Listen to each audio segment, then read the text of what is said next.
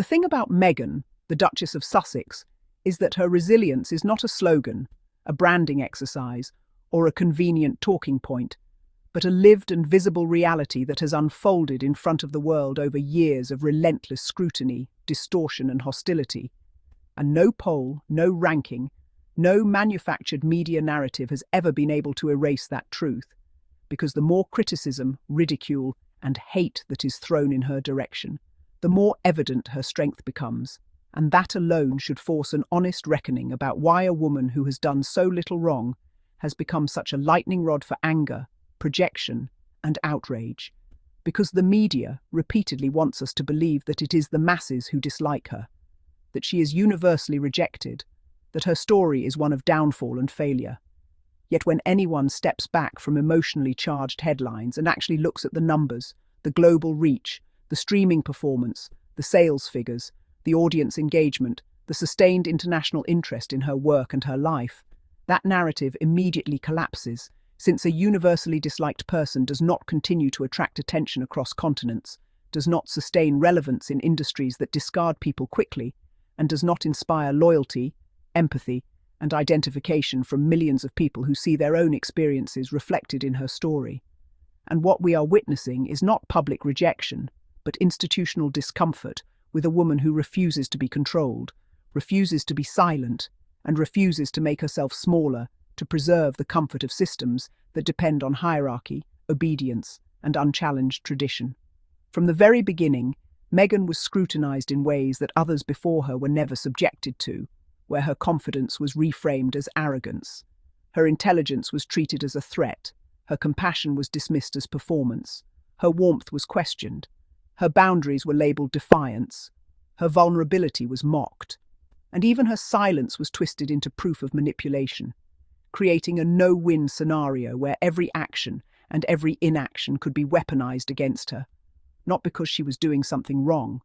but because the goal was never fairness, it was containment, particularly of a biracial black woman who entered one of the most historically exclusive institutions in the world and refused to erase her identity, her voice, or her humanity in order to fit neatly into expectations that were never designed to include her in the first place.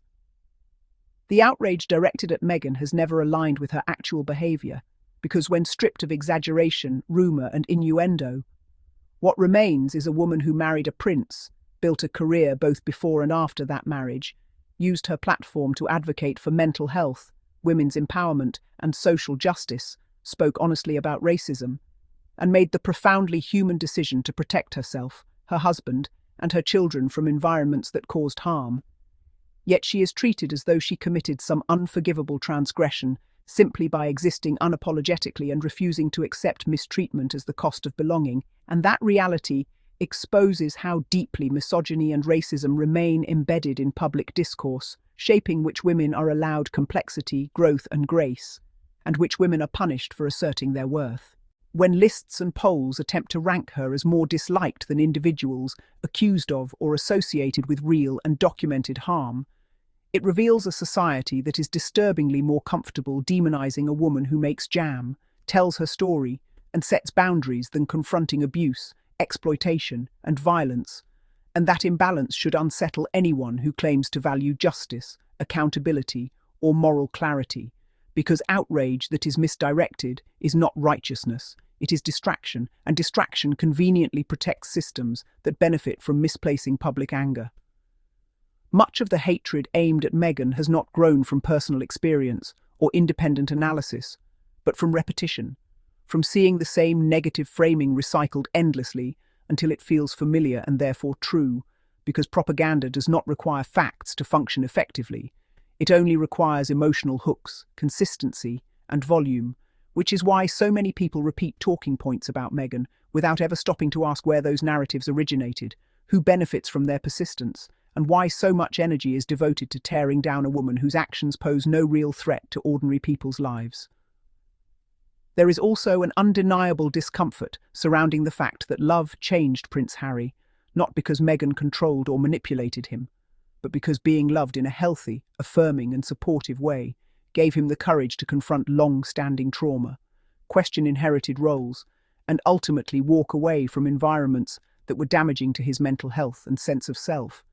And that kind of freedom will always threaten systems built on control, silence, and unquestioned loyalty. Because when someone chooses healing over tradition, growth over expectation, and family over institution,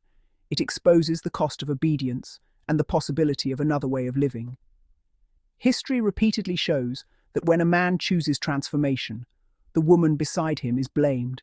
portrayed as the corrupting influence rather than the catalyst for clarity. And Meghan became the symbol onto which people projected their fear of change, their resentment toward progress, and their anger at a system that no longer holds absolute authority.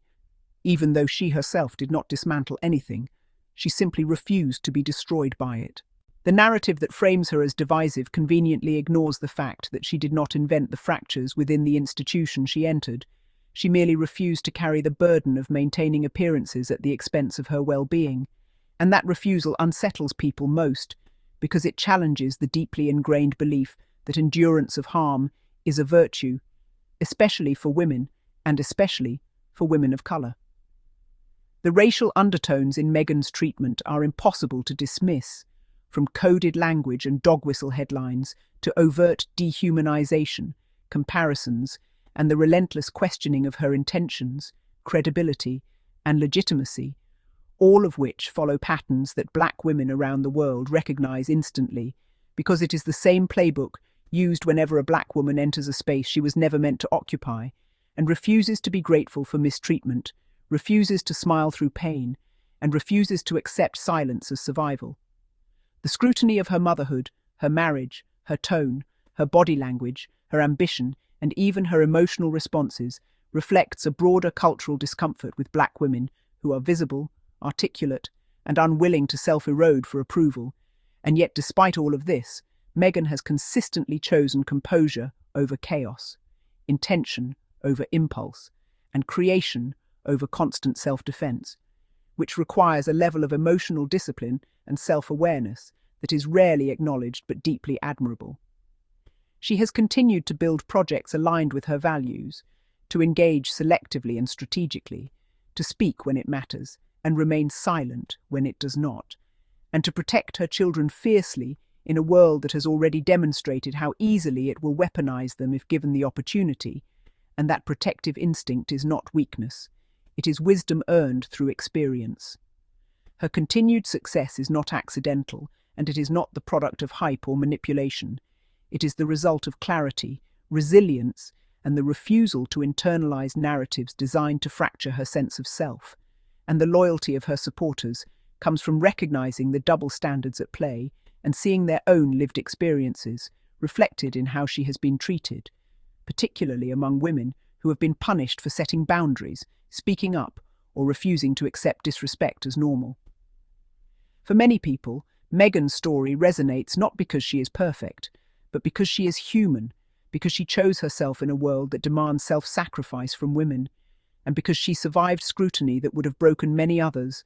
and the hatred aimed at her often reveals far more about the fears, biases, and unresolved conditioning of those who cling to it than it ever could about her character. Because confident women who know their worth will always unsettle cultures that rely on silence, compliance, and self-betrayal to function smoothly. There is something profoundly threatening about a woman who chooses joy after pain, healing after harm, and authenticity after distortion. And that threat has nothing to do with morality or ethics, and everything to do with autonomy, because autonomy disrupts narratives that depend on control and submission. Still, Meghan rises, not because she seeks validation or universal approval, but because she understands who she is and what she stands for, because she chooses peace over performance and substance over spectacle, and because she knows that dignity does not require permission from institutions that were never designed to protect her in the first place. And no matter how many polls circulate, how many rankings are published, or how loudly the media attempts to sell a story of rejection and downfall,